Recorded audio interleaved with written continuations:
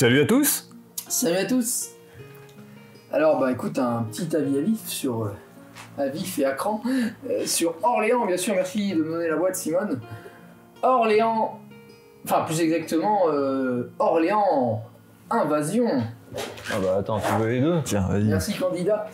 Simone, le candidat suivant. Le candidat suivant est une candidate. Non, on ne connaît plus, pardon. Orléans Invasion. Alors il faut lutter contre les 1, mais qui sont plusieurs. Et le but, et donc cette fois-ci par rapport à Orléans que vous connaissez peut-être et qui est un jeu full compétitif, là on est full coopératif. Donc on a des petits plateaux à remplir avec des objectifs, dans la même manière qu'on fait les personnages dans la version de base. Mais là il faut être tactique, parce qu'on n'a pas beaucoup, on a juste tout ça d'événements hasardeux, on va dire, d'événements fâcheux. Alors ça, c'est les ordres.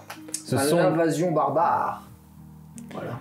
Ce sont les tours donc, dont on dispose. On a 16 tours jusqu'à la fin du jeu. Alors c'est une pose d'ouvrier, donc avec optimisation de moteur. Voilà. Donc on avance sur des pistes pour avoir plus de tours, plus de capacité, plus de ressources, plus d'argent, ainsi de suite. On peut remplacer les ouvriers par des machines, déjà. Voilà, on automatise. On a un petit plateau personnel. Bon, on fait un petit résumé d'Orléans, quoi. Oui, voilà. Donc là, j'avais des engrenages qui vont remplacer donc. Alors c'est aussi un backbuilding, parce que là, allons-y, là on fait un. On présente le jeu de manière improvisée, mais... On fouille. Oh, ça, c'est un moine, par exemple. Et dès qu'on améliore une piste, on va prendre des petits jetons qu'on va rajouter à notre bague. On va en piocher un certain nombre qu'on va améliorer aussi sur cette piste. Donc au départ, on en pioche 4, après 5 qu'on met ici sur notre petit marché personnel. Et ensuite, on les dispose pour enclencher des actions.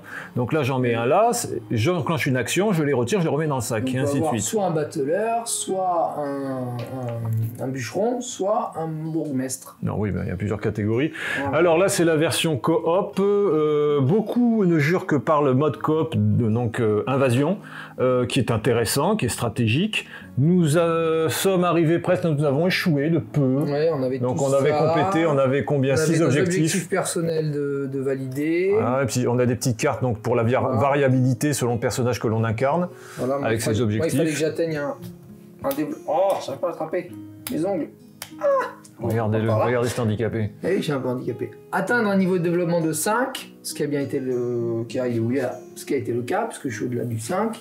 Construire un comptoir aux loches.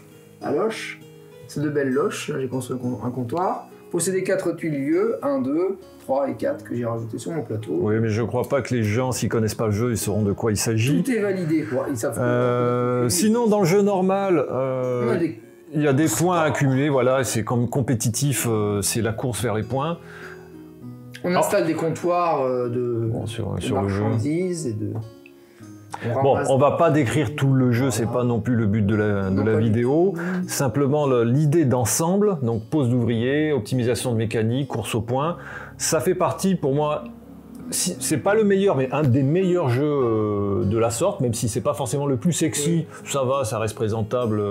Je le trouve plus sympa que Château de Bourgogne, par exemple, dans le principe de pose d'ouvrier et d'optimisation à faire sur son board et tout, parce qu'il y a...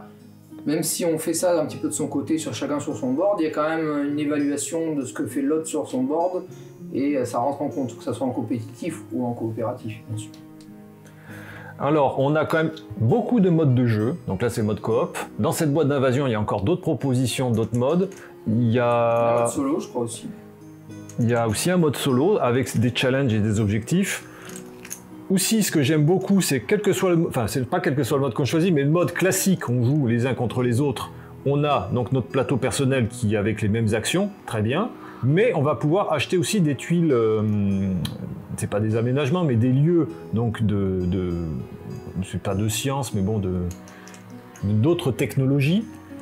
Et ça va s'ajouter à nos actions disponibles. Donc là, on voit, je peux maintenant produire des engrenages avec ça. J'ai automatisé une partie, il me suffit juste d'un petit artisan, un charpentier pour faire ça. Et ainsi de suite. Et là, toutes ces tuiles, avec les extensions, parce qu'il y a des petites extensions personnelles, donc il y a un niveau 1 et un niveau 2, eh bien, il y en a plein. Il y en a plein, on peut acheter beaucoup de choses. Et c'est ça qui va aussi entraîner les différentes tactiques possibles sur chaque partie. Ou remplacer des personnages par d'autres. optimiser comme ça son... Le rythme de jeu aussi très bien ajusté. Oui, c'est vivace. On est toujours un petit peu en train de faire quelque chose. Tous en même temps, déjà, ça apporte une plus-value. Tout à fait, c'est un gros atout parce que quand on remplit son petit plateau, bah, les autres ils remplissent aussi leur petit plateau. Et après tout le monde de temps. Et tout le monde dit ah bah on est prêt, tout le monde est prêt et on enclenche un à un les actions sur notre plateau. Donc on est un peu habitué, bah, ça va relativement vite. On perd un tout petit peu de temps peut-être en choisissant comment organiser les actions, puisque comme on a droit qu'à une action chacun, il faut des fois faire en sorte que la future action qu'on va faire ne soit pas anticipée et animée par l'adversaire. C'est ça, oui, c'est vrai, il faut faire attention. On va dire, c'est juste ça, c'est de se mentaliser le mind game du jeu. Et c'est aussi l'interaction du jeu, c'est que c'est l'ordre des actions, c'est que l'un peut te prendre comme une course, donc va prendre le petit citoyen, le petit bonus que tu convoitais avant toi, si tu ne l'as pas prévu. Oui, parce que pour les scores, en fait, on comptabilise le nombre de citoyens, plus le nombre de guildes qu'on aura posées. Multiplié par son niveau de culture, donc on atteint des seuils ici. Voilà. Et la culture s'atteignant avec les petits... Alors pas pour ce mode invasion, donc ça n'a rien à voir, là c'est pour le mode classique. C'est le mode compétitif, pardon. Bon, on n'est pas si mal, hein. Je suis désolé, mais c'était quand même pas si mal. Le mode coopératif? Ouais. Petite question à Nico, ton ami et follower de nos deux chaînes d'ailleurs. Nico, est-ce que tu as réussi... Et animateur. Et animateur. Est-ce que tu te souviens si tu as réussi à atteindre ce niveau-là quand vous avez perdu, ou si c'était inférieur à ce qu'on a atteint? Voilà. On a rempli tous les objectifs personnels. On n'a pas réussi à fortifier toutes les villes, il nous en manque 3. Bon. Bah, c'est le seul objectif qu'on a raté. Donc on a raté il nous en manque que 2 parce que bon, à un moment donné, j'ai failli avoir le rouge et puis je l'ai pas eu. Donc hasard du piochage dans le bac, bah, ça c'est le côté un peu pas additif, mais le côté un peu hasard que je trouverais pas déplorable, mais c'est pas le mot déplorable, mais je trouverais ça un peu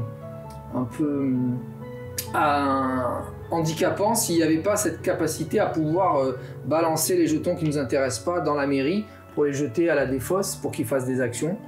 Et surtout, ça nous permet en quelque sorte comme un deck building d'optimiser le sac avec que ce qui nous intéresse vraiment. Donc ça, s'il n'y avait pas ça, ça serait embêtant. Mais comme il y a ça, le facteur variable chance peut être un petit peu, comment dirais-je, peut être un petit peu tordu, torsionné. Et ça, effectivement, du coup là, j'ai pas réussi à le faire, et ça c'est ma faute, parce que j'ai pas assez bien optimisé le départ de mon... Comme tu connais pas assez bien le jeu, de mon plateau. Ça vient avec l'habitude, c'est que tu t'es un peu retrouvé dans des situations à pas pouvoir faire d'action parce que tu n'avais pas les pions qu'il te fallait, tu n'avais pas anticipé certaines choses, et tu t'es un peu bloqué. Déjà 3 fois, donc c'est vraiment un jeu qui s'acquiert dans la continuité. Mais c'est un jeu quand même, quand tu prends un peu le coup, tu as moins de facilité à te bloquer, contrairement à d'autres jeux qui sont plus exigeants. Il est assez fluide. Il est complexe, voilà, en fait c'est ça. C'est qu'il est assez simple, malgré le fait qu'on a l'impression que c'est plein de choses très différentes, mais il est assez simple dans son propos, mais il est complexe dans sa réalisation. C'est comme ça que je le résumerai le mieux, je pense. Alors, et comme tu disais pour le fait de faire ces petits plateaux de manière simultanée, bah, c'est un avantage indéniable. Tu prends un terraforming, on va jouer à 4 à terraforming, et ben il faut que chacun fasse son petit tour. Et si l'un, comme toi tu l'as eu plusieurs fois, a un gros moteur de jeu avec beaucoup de choix ou d'actions à faire, c'est trop long. Et heureusement tu n'as pas ce problème avec Orléans. Donc plus on est nombreux, et mieux c'est. Des amis qui ont dit que c'était, ça leur rappelait terraforming. C'est rigolo. Dans le côté, des ressources, oui, bah c'est un peu pose d'ouvrier les deux. Il y a un moteur, il y a des ressources. Un moteur. Même si la manière est complètement différente. Oui, tout à fait. On va pas poser des bases stellaires à Orléans. Et c'est mon jeu préféré. Ah, c'est vrai? Oui. Incroyable. Peut-être que je vais l'acheter, je vois. Bon, mais bon jeu à tous. Et à bientôt. Oui, puis ne perdez pas espoir, on peut toujours gagner, j'en suis sûr. Ouais. Regardez le visage de l'espoir. Tu peux apparaître ailleurs. Ciao.